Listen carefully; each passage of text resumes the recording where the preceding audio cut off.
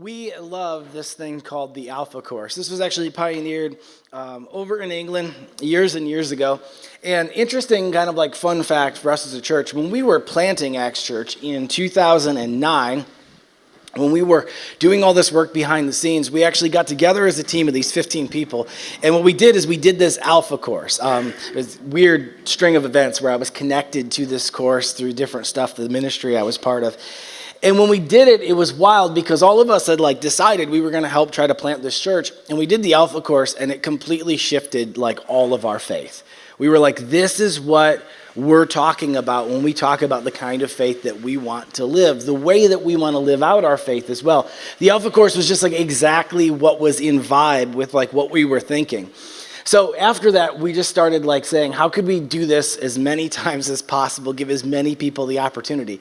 And interestingly enough, we are getting ready, by my count, I could be wrong, Amy probably knows better than I am, but by my count, this is our 25th Alpha Course we've run that we are starting this fall.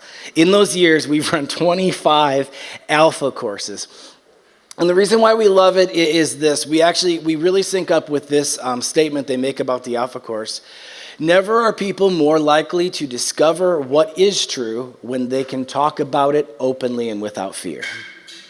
When we eliminate the pretense, when we eliminate the feeling of having to know something, and instead we can just have a conversation, that's when the truth actually comes to the top. People get really scared about things being said. Well, that might not be true, that might not be true, but what we really do believe is that the truth always rises to the top.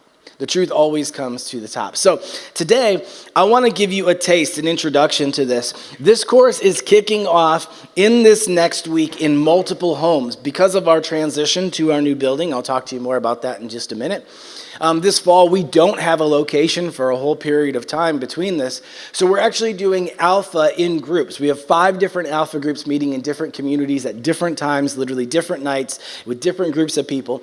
And I would love to invite you to consider maybe joining one of these Alpha groups and going through this conversation because it is formative to your faith. In fact, I say it this way. If you're going to be part of Acts Church, I basically say I want everyone at Acts Church to go through an Alpha course because you won't understand who we are as a church if you don't go through an Alpha course. It's that critical to who we are. So today, to start this off, what we're going to do is we're going to watch the first week together. We're going to jump in, and I'm going to give you a taste of what we would call the Alpha launch, the first one we do, so you can see if it's something you might want to be a part of, so you can participate in it. There's such good stuff in here just as takeaways, but maybe today, as you watch this, you would go, whoa, I didn't realize this is what it's going to be like. I definitely want to be a part of this. So we're going to watch it together. I'll come back up in just a moment, and I'll close this out. Thank you guys so much for being here today.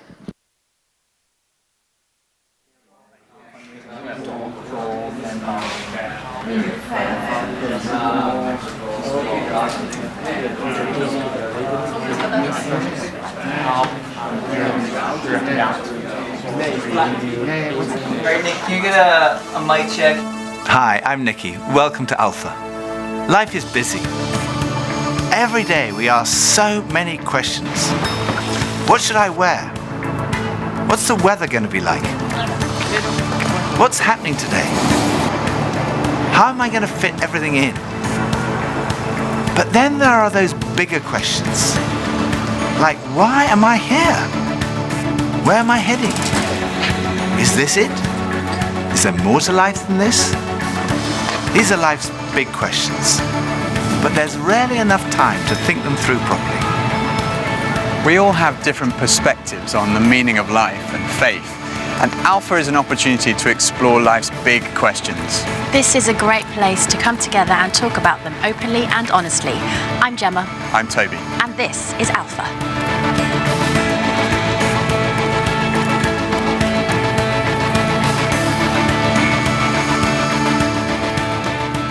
Whoa, that's a big one. If there really is a God, and I was able to ask one question, why I wasn't dunking when I was 10 years old?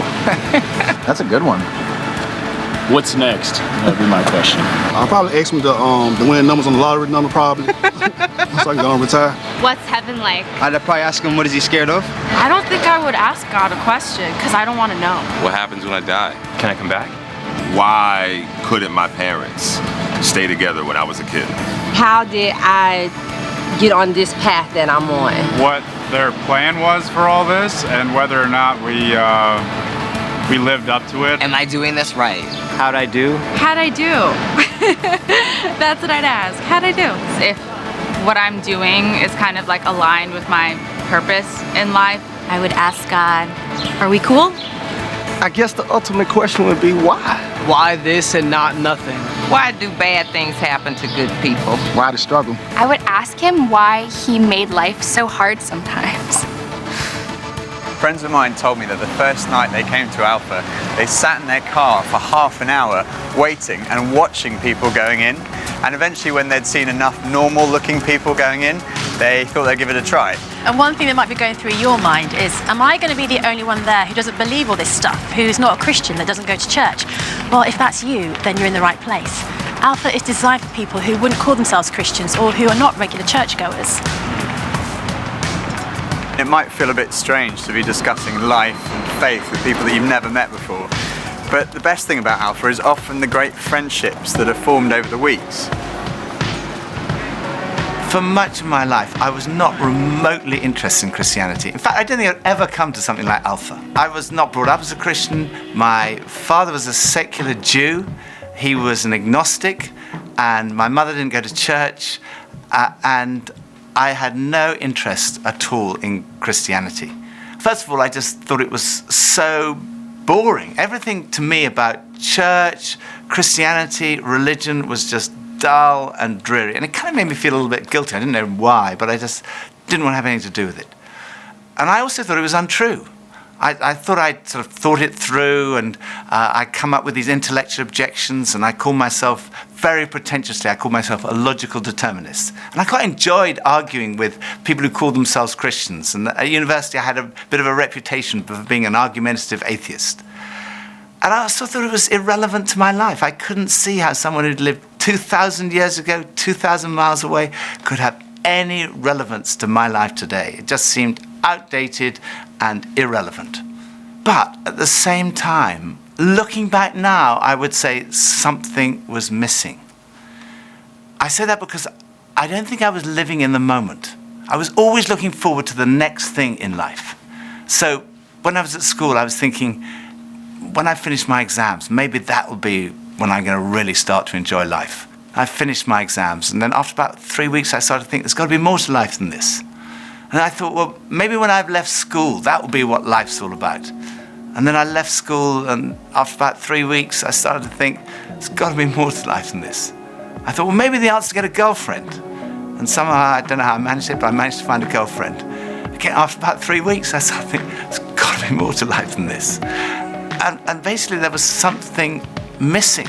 I was longing for more. The actor Jim Carrey once said, I wish everyone could get rich and famous and have everything they've ever dreamed of, so they would know that's not the answer. Some people dream of having their name in lights, of fame and fortune. Some people dream of finding happiness through relationships, careers, money, whatever it may be. But do you ever get that niggly feeling that as good as those things are, there must be more to life? Yeah, all too often life just doesn't turn out the way we think it should. And even when it does and we achieve our wildest dreams, it's somehow never quite enough. It just doesn't satisfy. It's like there's something missing. The comedian and actor Russell Brand said, drugs and alcohol are not my problem. Reality is my problem. Drugs and alcohol are my solution to fill up a hole inside me. And Jesus said, I am the bread of life. In other words, I'm the one who fulfills the longing that's deep inside every human heart. Jesus claimed to be the one person who can satisfy that spiritual hunger. Freddie Mercury, the lead singer of the rock group Queen, had amassed a huge fortune and attracted millions of fans. But he admitted in an interview shortly before his death that he was desperately lonely. He said this, you can have everything in the world and still be the loneliest man, and that's the most bitter type of loneliness. Success has brought me world idolization and millions of pounds, but it's prevented me from having the one thing we all need, a loving, ongoing relationship. Ultimately, there's only one relationship that is totally loving and goes on forever, and that's a relationship with God. And Jesus said, I am the way to that relationship. Jesus said, I am the way, the truth, and the life.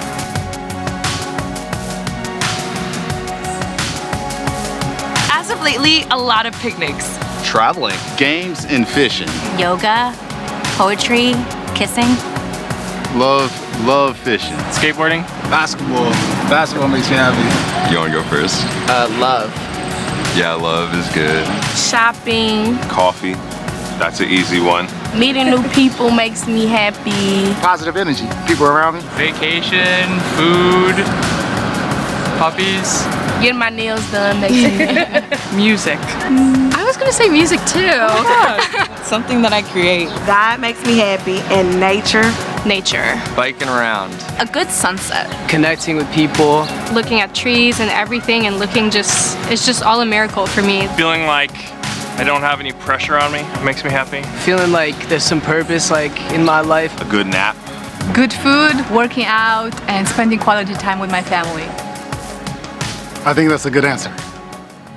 When I was about 17, I was sitting having a burger with two friends, and we were looking out the window and commenting on a few of the stores across the street, and I suddenly realized that I couldn't read any of the signs, even if I squinted. So I asked if I could borrow one of my friend's pair of glasses, and as soon as I put them on, I realized I could see everything, like colors, shapes, words. I was amazed at how everything was so clear. And I could see before, but now I could really see. And to me, that's the best way to describe the difference that Jesus makes. Jesus is the lens through which we see God. And he's also the lens by which we see the world in a totally different way. Jesus said, I am the truth. Some people's response to a Christian might be, well, it's great for you, you found meaning and purpose in your life, but it's not for me. But when you think about it, that's not actually a logical position, because if Christianity is true, it's of vital importance to every one of us. And if it's not true, it's not great for us, because it means we're deluded. C.S. Lewis was one of the great intellectual giants of the 20th century, probably best known as the author of the Chronicles of Narnia.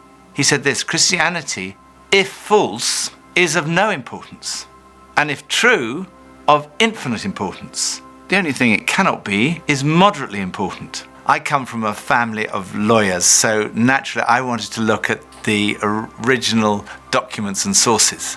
I never really looked at the evidence before, and I was astonished at how much evidence there is for the life, death, and resurrection of Jesus. For me, it was through reading these documents that we find in the New Testament that I came to the conclusion, it's true.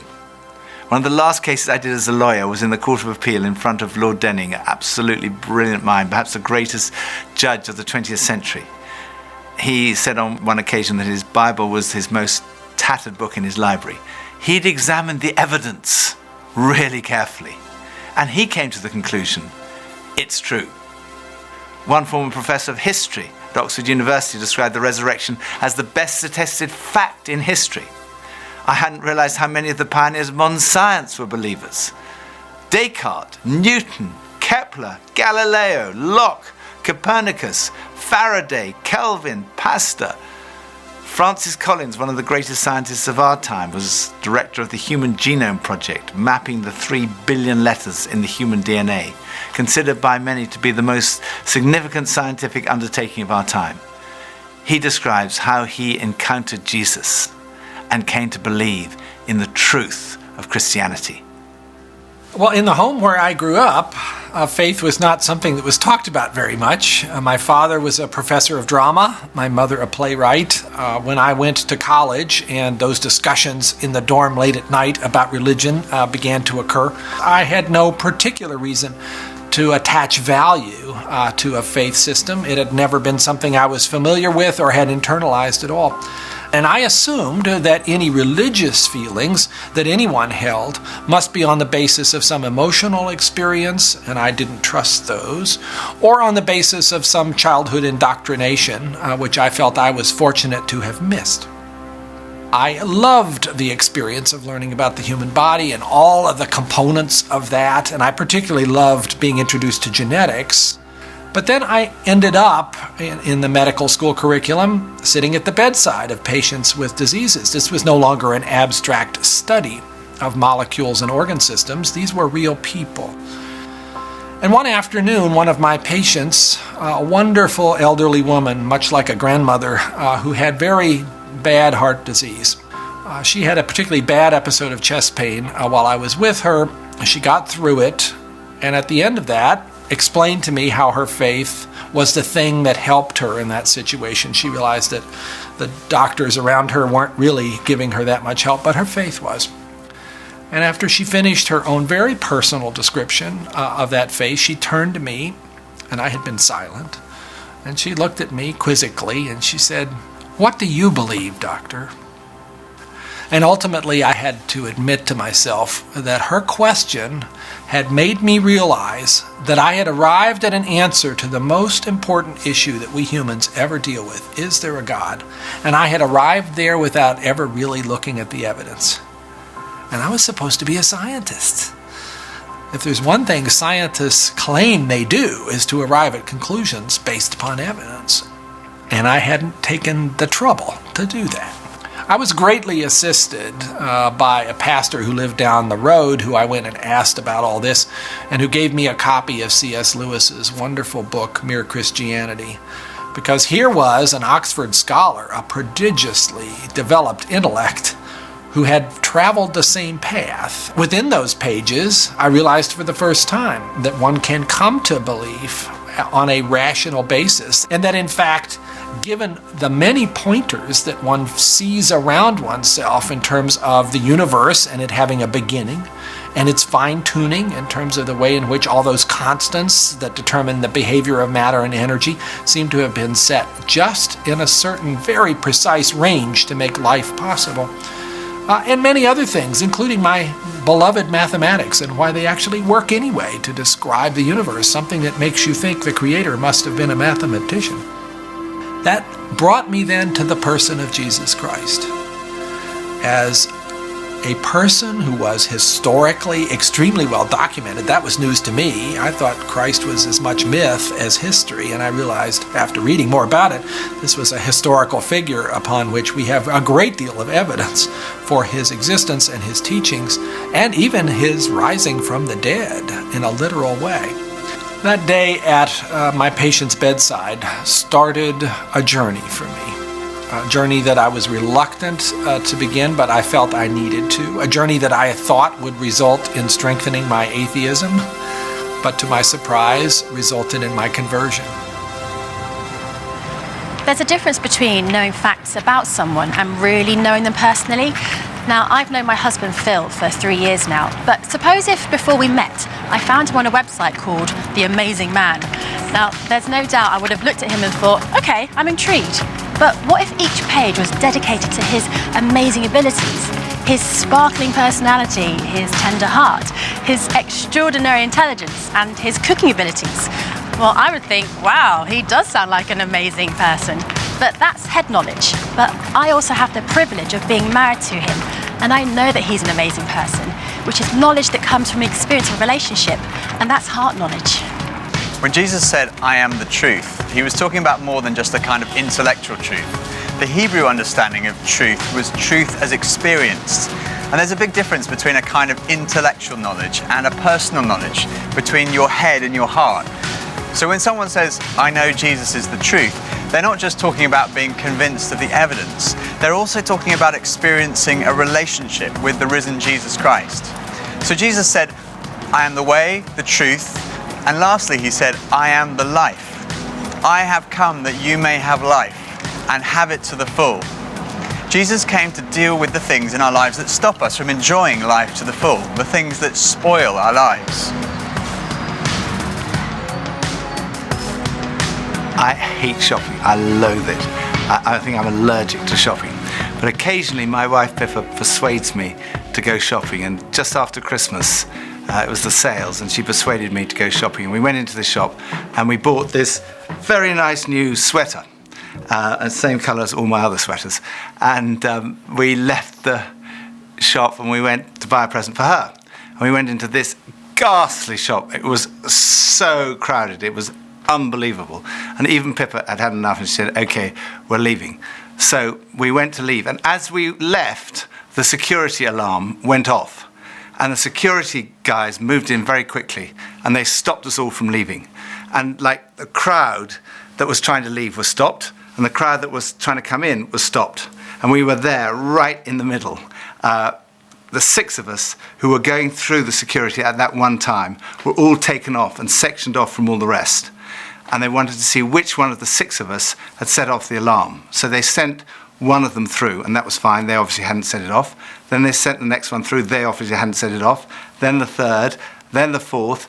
None of them set it off. So it was left with Pippa and I were standing there, and I thought, oh my goodness, I'm married to a shoplifter. It must be Pippa who's got set off the alarm. So they sent her through, and she didn't set it off. So I thought, oh my goodness, I've obviously got something. Someone must have planted something on me. I'm going to be arrested. I'm going to be sent to prison. All the crowd were watching, both sides. They were just watching this criminal who'd been caught going through. So they went through, and as I went through, the alarm went off. They took me to the side. They opened up my rucksack on my back, and there they found this sweater from the other shop with the tag still on it. I felt so guilty. That was like false guilt. I also sometimes experience true feelings of guilt because I do things that are not right, that are not good.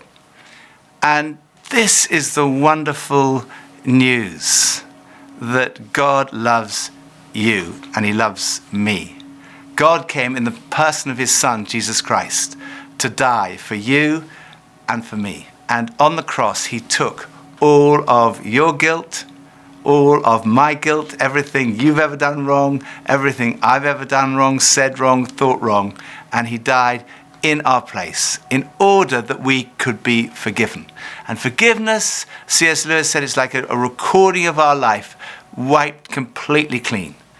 And when we receive that forgiveness, we find life, and life in all its fullness. And that's what Jesus wants for you and for me. Life in all its fullness. Life at its very, very best. I think for so many years, I always just strived to be strong in myself. And it was as if that all I needed was me and my buddies and, we'd be like invincible. But the truth is, none of us are. And I don't want to do this thing called life. I don't want to do it on my own. And it kind of feels like my longing for this light inside is now stronger than my fear of what others might think. And people often ask, well, doesn't that make faith like a crutch? And, well, maybe, but, what does a crutch do? A crutch helps you stand and it makes you stronger. And in that case, sure, I need a bit of that. But especially when it's so much more than that. When this faith inside is also like a backbone, helping me stand tall and helping me be strong when I'm really up against it, facing those odds, whether it's on a mountain or stuck in some jungle or just dealing with the storms, with the storms of life. Sure, I need it. I need that. But at heart, my Christian faith says that I'm known to Christ, bought at a price, blessed with light. Faith says that we're loved, regardless of our mess, regardless of how many times we fall down, and that Jesus somehow picks me up. And sure, I'll reach out to that. Why wouldn't I? I used to think Christianity was boring, untrue, and irrelevant. But when I read about Jesus, I realized he was anything but. Jesus said he's the way to God. He's the one who brings meaning and purpose to your life. He said he's the truth. He said he's the life. That true fulfillment is found in a relationship with God through him. Alpha is a place where you can be yourself. You can say what you think and challenge everything. No question is too complex or too simple. And what your point of view is as important as anyone else's. And over the weeks ahead, we are going on a journey together, an adventure to explore the questions of life, faith, and meaning. Think of it this way. If you live to be 70, you're going to spend 20 years and 3 months asleep, 10 years and 5 months watching TV, 5 years and 9 months in some form of transportation, 7 years and 6 months eating and drinking. You have approximately 570,000 hours left to live. So why not spend less than 24 of them asking life's biggest questions? Welcome to Alpha.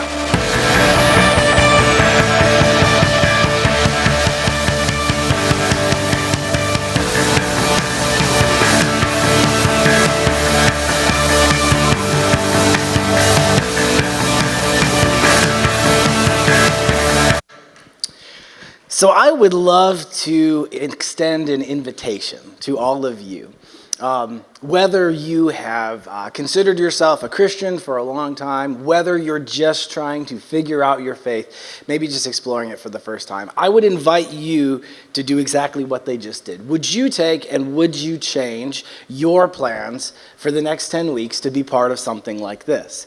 I understand every time we have something like this, it's so funny because I know what everyone's thinking. I don't have time. I don't have time. Oh, we're just so busy. Oh, we just got so much to do. Maybe, this season is just, and I just always think at the end of that video, it always catches me where it's like, too busy to have a conversation about the most important things in the world, right? Too busy to take a few nights to sit down with people and discuss what really is true in your heart and what you're struggling with in your life. I just think, well, if that's the case, if you're too busy, then maybe you should give up some other things, because if you don't have time to have that conversation, man, what's the point, right? So I would just invite you to consider this. Here's what you can do as a cool follow-up, okay? If you can, you have your phone with you. Everyone, how many are smartphone users, right? Everyone? Does anyone have a dumb phone anymore? No, probably not. Would you do me a favor? Would you actually just do this to take this next step? You don't have to sign up yet, but would you do me a favor? Would you literally pull out your smartphone for a second? Would you pull it out? I'm actually, for real, I'm going to stand here for a second until I see phones come out, for real, and open up whatever browser you use, and just do me this favor, okay? Throw this up on the sky screens really quick. I want you to just go to axgroups.church. Just type that in really quick, okay? axgroups, one word, okay? .church, and hit enter, and you'll see this little pop-up, and it says, circles are better than rows, join a group, lead a group, learn about groups. You just click on that circle that says join a group, and when you do, it's going to take you to this site where it's going to show you the different groups that we have and how you can check